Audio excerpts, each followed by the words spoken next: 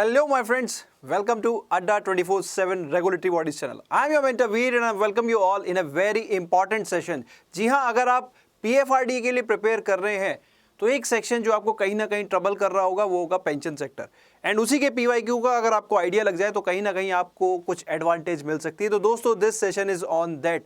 आज हम करने वाले हैं the PYQs of pension sector. तो चलिए, without wasting any time, let's get started. But before starting our session guys, अगर आप हमारे चैनल पे नए हैं तो please download the Adda 24/7 app from the link given in the description box, and through this app you can check out the free material in terms of daily quizzes, daily quizzes, magazines, power capsule, so much. And अगर आप इस app के through हमारा premium which is are paid material उसको check out करते हैं तो उस पर आपको एडिशनल डिस्काउंट भी मिलता है, जिसके बारे में मैं एंड ऑफ द सेशन आपको बताऊंगा। एंड दोस्तों, जल्दी से आपकी वीडियो के नीचे एक रेड कलर का सब्सक्राइब का बटन होगा, उसको दबा दीजिए। उसी के बराबर में बेल आइकन भी होगा, उसको भी प्रेस कर दीजिए, so that you will get the latest updated notification of our videos. And दोस्तों, आपकी प्रिपरेशन को बूस्ट करने के लिए द अड्डा is bringing you the big selection day offers. तो दोस्तों, अभी के लिए यू कैन, अगर आप हमारा कोई भी कोर्स चेकआउट करते हैं तो you can check the price are at the lowest. अभी तक की अड्डा की हिस्ट्री में सबसे लोएस्ट प्राइस आपको ऑफर की जा रही है विद डबल वैलिडिटी। तो जी हाँ, अगर आप बैंक महापैक प्लस लेना चाहते हैं तो डबल वैलिडिटी के साथ लोएस्ट प्राइस आपको मिल रही है। सिर्फ क्या करना है, आपको ये कोड यूज करना है Y581। ये कोड जो है वो सभी कोर्सेज पे वैलिड है। बाकी डिटेल्स मैं आपको एंड ऑफ द सेशन देता हूं, तो don't miss out the opportunity. If you want to prepare with us, use the code, get the discount along with double validity. तो चलिए दोस्तों, क्वेश्चन देखते हैं हम। तो दोस्तों, ये जो PYQ हम डिस्कस करने वाले हैं इसको हमने दो सेक्शंस में डिवाइड किया हुआ है, बेसिकली दो सेशंस में डिवाइड किया हुआ है, नॉट सेक्शन, दो सेशंस में। आज हम डिस्कस करेंगे फेज 1 में जो PYQ आए हुए थे पेंशन सेक्टर में, and in the next session we will discuss about the phase 2 MCQs। तो चलिए शुरू करते हैं पहले क्वेश्चन के साथ। Question is the central government has introduced the National Pension System with effect from January 1, 2004. Any individual citizen of India, both resident and non-resident, in the age group of what, as on the date of submission of NPS application, can join NPS? किस age group में होने चाहिए? तो देख लो दोस्तों, इसका क्या है, ये बेसिकली तब यहाँ पे एक अपडेट आया था। गवर्नमेंट ने ये जो बेसिकली नॉट गवर्नमेंट, PFRD ने जो है ये एज रिवाइज कर दी थी। अर्लियर जो एज थी दैट इज 18 to 65। अगर आप 18 से 65 की एज में तो आप एनरोल कर सकते हैं, but after revision it is 18 to 70। तो ये कहीं ना कहीं थोड़ा सा करंट अफेयर ओरिएंटेड क्वेश्चन था जो पूछा गया था। Answer is 18 to 70।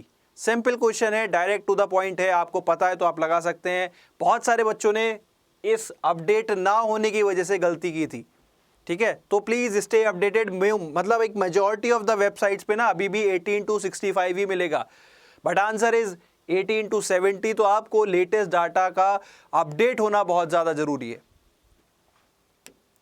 Next question, minimum period of contribution by any subscriber under Atal Pension Yojana would be for how many years? कि minimum contribution कितना होना चाहिए? देखो दोस्तों, वैसे अगर आपको इसकी एलिजिबिलिटी पता है तो आप कहीं ना कहीं इस क्वेश्चन को वैसे भी कर सकते थे, बिकॉज इसमें अगर आपको देखो 18 से 40 साल के लिए आप, अगर आप इस एज ग्रुप में हैं तो आप एलिजिबल हैं, और आपको पेंशन जो मिलती है वो मिलती है फ्रॉम द एज ऑफ 16। तो एटलीस्ट 40 से 60 के बीच में तो आपको कंट्रीब्यूशन करना पड़ेगा ना बाबा। तो इट्स सिंपल, एटलीस्ट 20 सालों के लिए तो कंट्रीब्यूशन अपने को करना पड़ेगा। तो इस अप्रोच से भी ये क्वेश्चन हो सकता था, बट एग्जामिनेशन में क्या होता है, टू द फैक्ट अगर पता है तो कई बार हम मार्क कर पाते हैं। ये एनालिटिकल या कंसेप्चुअल स्किल्स कई बार एग्जाम के प्रेशर में नहीं हो पाते। तो आंसर इज 20। तो एटलीस्ट 20 सालों के लिए आपको इसमें कंट्रीब्यूशन करना पड़ेगा। Moving to the third question, the government of India had in the year of what commissioned a national project titled OASIS, ठीक है, acronym for old age social income security. Phase 1 में डायरेक्टली पूछा जा सकता है, तो याद रखना है इसकी फुल फॉर्म, डायरेक्टली पूछा जा सकता है, काफी इंपॉर्टेंट है ये। To examine policy related to old age income security in India. तो किस ईयर में ये हुआ था, हमने बेसिकली यहां पे पूछा गया था ईयर। तो आंसर इज 1999। एंड इसी के बेसिस पे फिर आगे चल के आपका एनपीएस लागू भी हुई, ठीक है। तो answer is 1999। Moving to the next question. Under EPS scheme, once the member has met the required condition, the amount of pensionable salary will be calculated based on the average of last drawn month salary. यहाँ पे I think मैं bracket लगाना गया, average of how many months, यहाँ पे bracket आएगा, वो sorry blank आया, यहाँ पे ब्लैंक था दोस्तों, average of how many months, एक मिनट यहाँ पे नहीं था, sorry, it was here, based on the average of last, हाँ यहाँ पे आएगा, यहाँ पे ब्लैंक है, तो इस ब्लैंक के बीच में आपको भरना था कितने मंथ्स का एवरेज होना चाहिए, ठीक है। ईपीएस स्कीम के अंडर आपकी जो पेंशनेबल सैलरी है वो कैलकुलेट होती है on the average of your last drawn 60 months salary. ये काफ़ी इंपॉर्टेंट की फैक्ट है एम्प्लॉय पेंशन स्कीम का, ठीक है।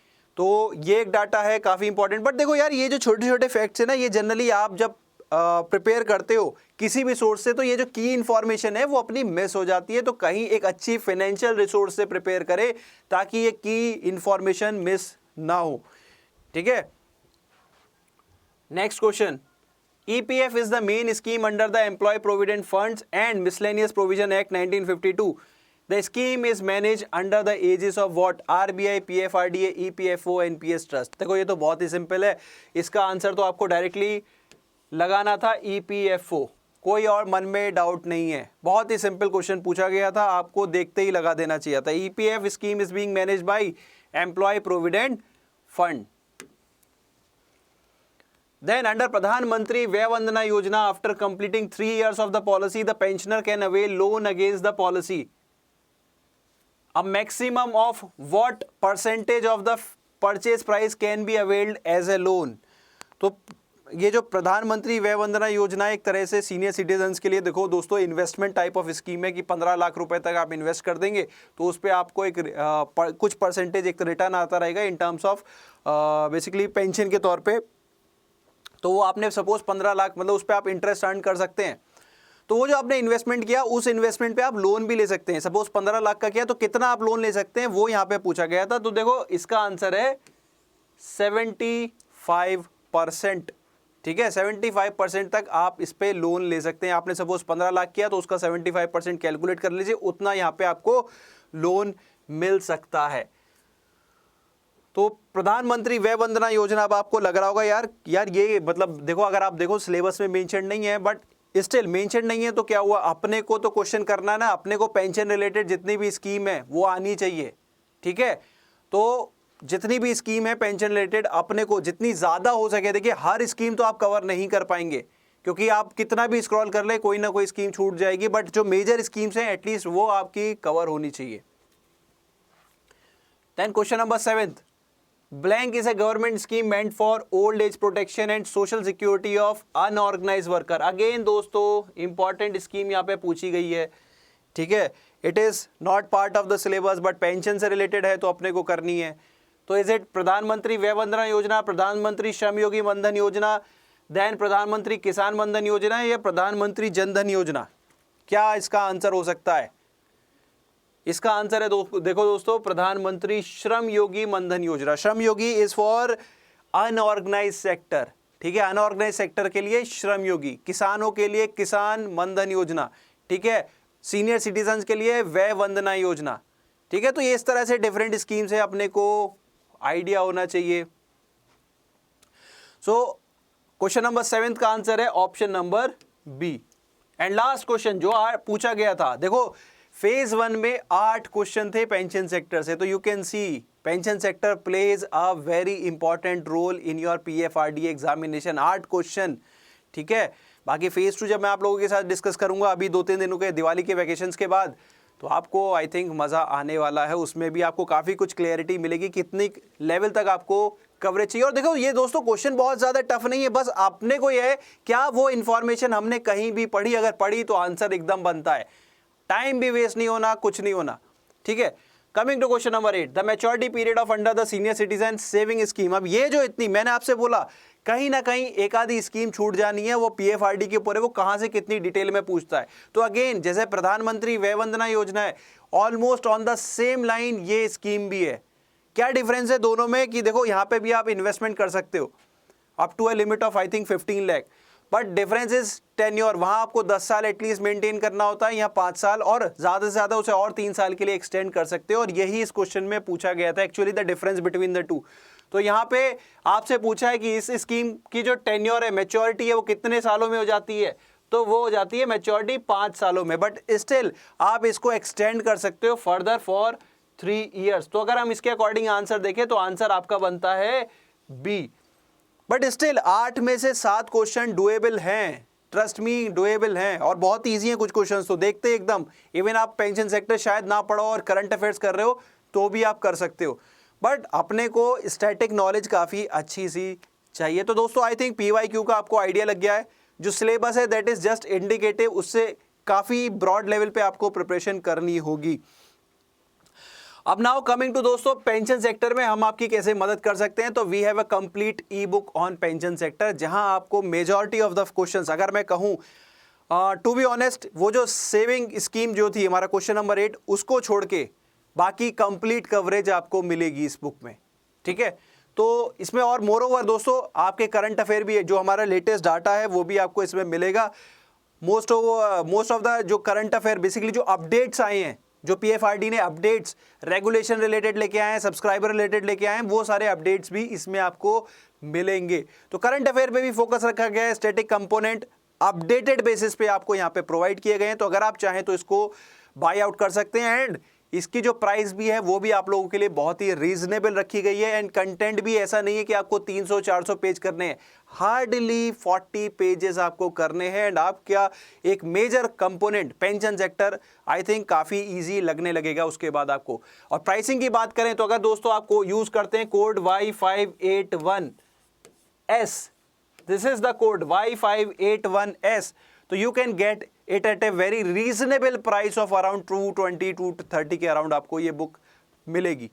तो use your money wisely, use your options wisely. Now coming to our options related to regulatory bodies. अगर आप रेगुलेटरी बॉडीज आरबीआई सेबी के प्रिपरेशन कर रहे हैं तो दोस्तों अभी के लिए उन पे डबल वैलिडिटी चल रही है, एंड ऑल्सो काफी ह्यूज डिस्काउंट चल रहा है जो नॉर्मली नहीं होता। तो यूज द अपॉर्चुनिटी। अगर आप आरबीआई के लिए प्रिपेयर करना चाहते हैं, आरबीआई का रिजल्ट आ चुका है तो नेक्स्ट नोटिफिकेशन की अब तैयारी शुरू कर देगा आरबीआई, तो आपको भी तैयारी शुरू कर देनी चाहिए। तो उसके लिए we have 3rd foundation batch, and अगर आप सेबी के लिए प्रिपेयर कर रहे हैं तो here is the offering for SEBI also.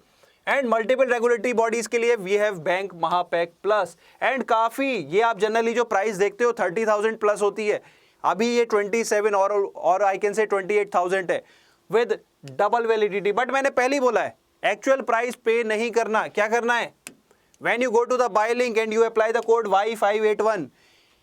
Y581, तो you can avail a discount of up to 78% when you buy it from the app, जिसके बारे में मैंने इनिशियली बताया था।